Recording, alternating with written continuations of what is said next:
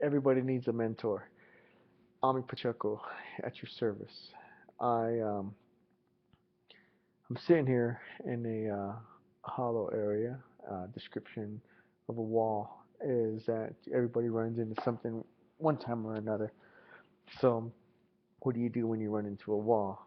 You can't go over it. That's what I found out from a mentor yesterday, and I'd like to share with you that you go around it. And the reason why you want to do this is because you've exhausted all measures.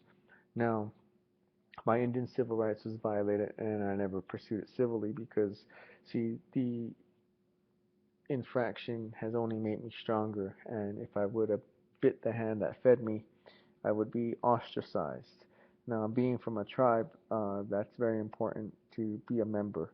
And now, the cost benefit analysis of me learning and appreciating and going through that obstacle, hitting the wall per se, has allowed me to understand the following facts.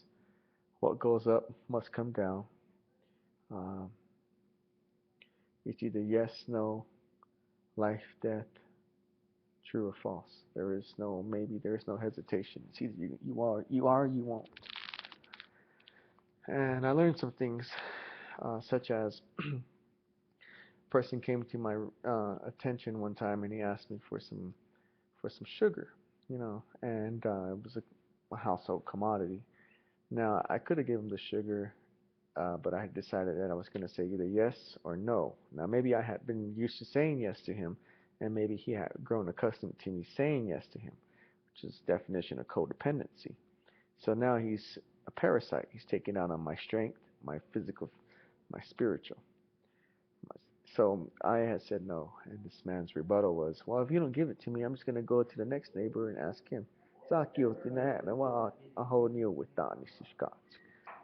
it's translation, and that kind of struck me, like a little arrow behind my back here. I said, "Wait a minute. So you're telling me that if I don't give you what you want right now, that you're gonna go ahead and go around me?" See, you get a lot further with sugar than with salt. So, as a leader, you have to be able to rub everybody up real nice. You never want to feed them more than they need, because then you have a bunch of fat, complacent natives. Too many chiefs, not enough Indians. You want to have fit people. And Aristotle touched on this in his philosophy that he didn't really like ugly people. Now, in this modern world, cosmetology, you can put things on your face and make yourself enhanced. A lot of people are into these social medias, and at the same time, they always try to get their best shot. And what you see is what you get, with me, because that's real. If you was to look at behind here, you'd see that it was made in heaven. And that could be a pickup line. So I want you to pick up on this, that the analysis of the field as a commander is that the mission has to get accomplished, and then troop welfare comes next, which means 50 if you're going to go in, but 25 if you're going to come out. And the person who makes the best soldier are the volunteers. You have to have someone voluntarily capable of comprehending the execution of your word, right face, left face, and to not anticipate the command. And that means, you cannot have everybody, um, but it would be nice to be uniformed, to have the ethics and code of justice and or the morals, for which this wall stands for. It symbolizes that it's, we're holding the line. But the purpose of the pursuit of happiness is not in like healthcare or in driving a luxurious vehicle, because everything takes maintenance. So the purpose is forward progress. And so forward progress is, as we know it, is this, exactly that. It means you go forward and you don't look back.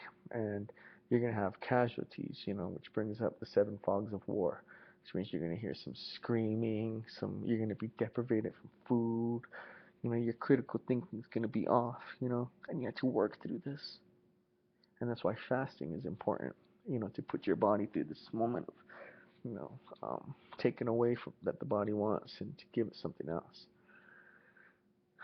That's pretty powerful. And, you can get too much sleep or too little sleep. So that's another condition of fog of war. And constant bombardment, bombs going off around you. They used to call it shell shock. And the point with that is now turned to the terms of post-traumatic stress. Now, Native Americans out there suffer from post-traumatic stress from 1492. And a little bit of history is that Plymouth Rock was actually the first founding place for the outside world, whom were fighting each other in Europe, and American Indians were fighting themselves here. So Indians have this tendency to look for the best fight, and yet at the same time, Native Americans, we don't really always get along. Um, and you can see this through ancestral markings like the Navajos and the Pueblos, but because of the um, common welfare and the foundation of sovereignty, you can now see certain things that have come into retrospect perspectives being, united we stand, divided we fall, and the color red of your blood, your DNA being one of a kind. It's really, really actually invigorating, and this should actually entice you to dig, dig, dig, dig, constantly dig for something, dig for truth, dig for pure water. Like an eagle soars to the bluest part of the sky. Crazy horse.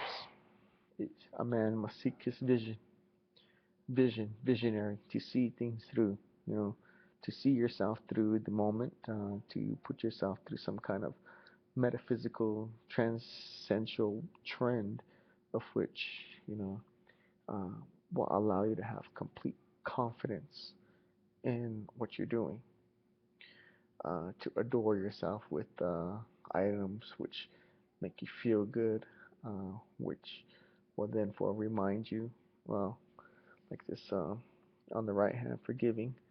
I had learned in Arabic that you receive things with your right hand, you shake people's hands with your right hand.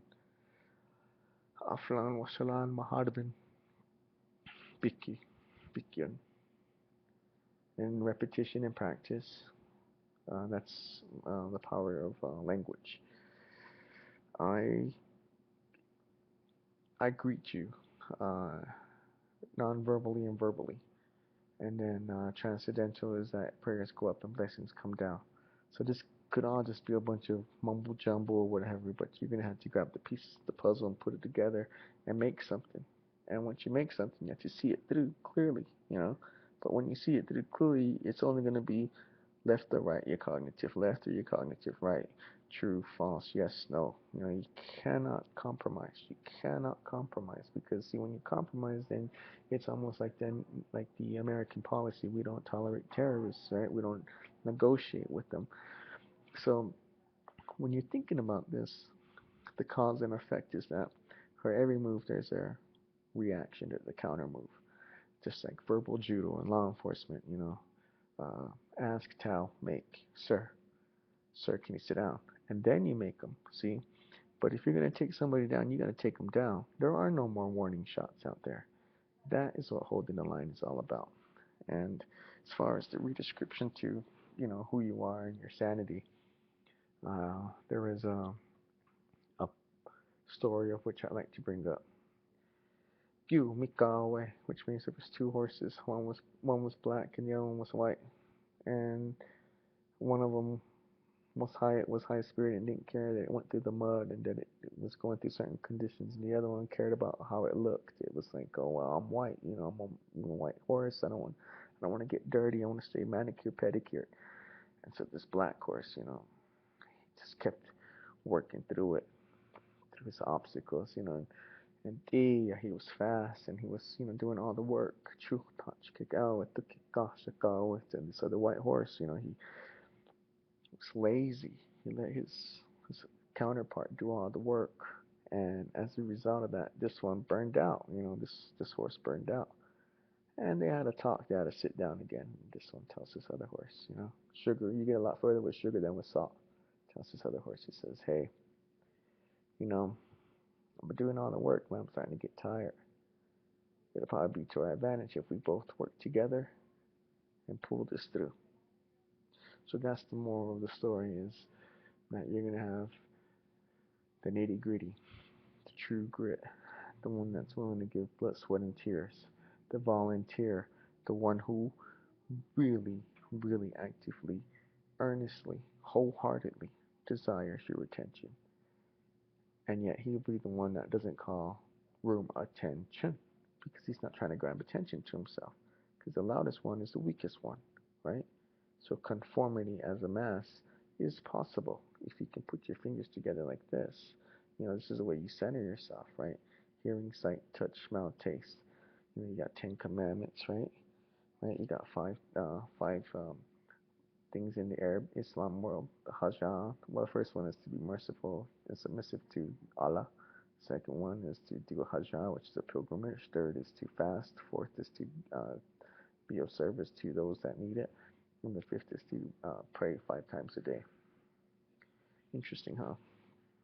So, as a Native American in the morning time, we are often, and depending on what tribe you're from, you got to go out there and greet the sun.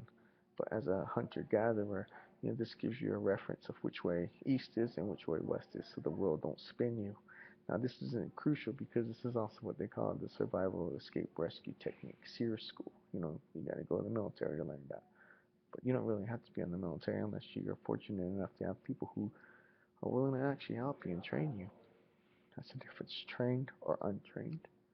And at that, I'm cautious of where I'm making this video, and I have some people around me, but I gotta have courage, fortitude to pull this through and to see this through and to have my video, be successfully posted by who? By me, self-sufficient, right?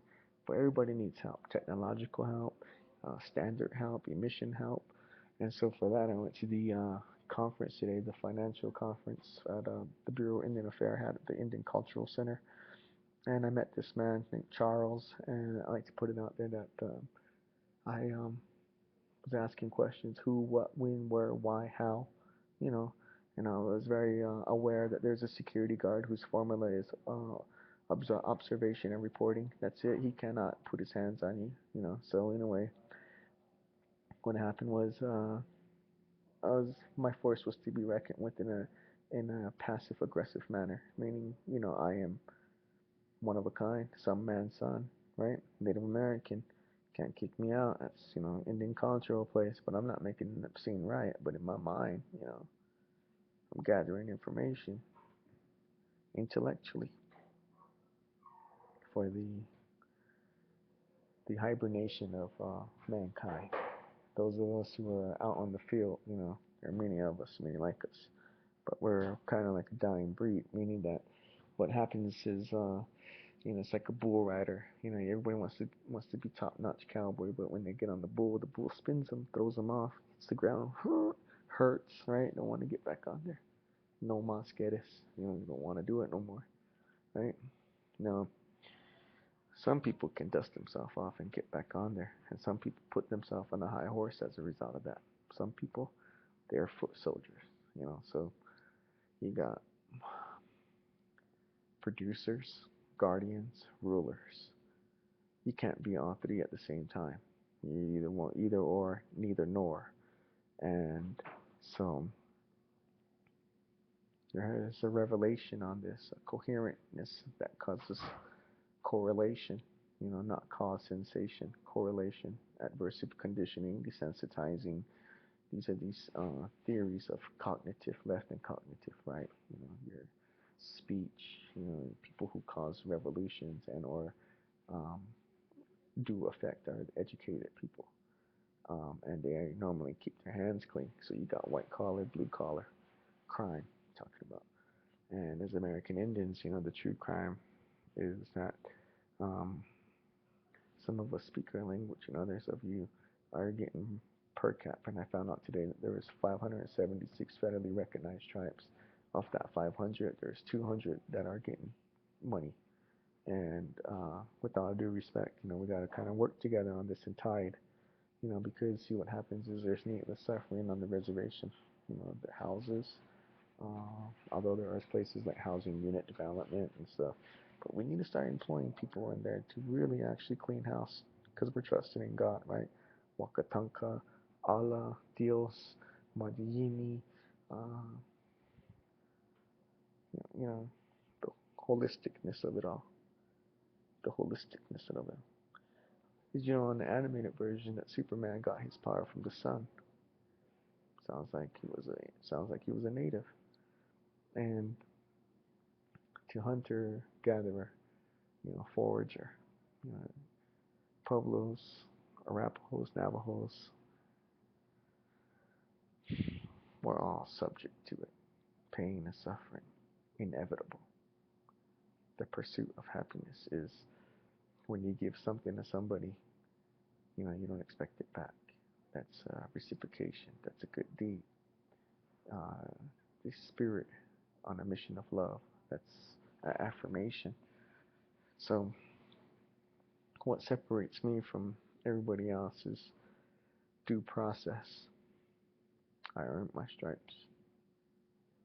Like a tiger in the jungle now, walking around. Success breeds success. Pretty powerful, huh? Now, I kind of enjoy these little moments with you, and if you like it, play it forward. My intentions on this is that if we can use our technique, our feelings, we can start shining each other's up real good, mentally, physically, spiritually, to stand tall and to hold the wall. You understand?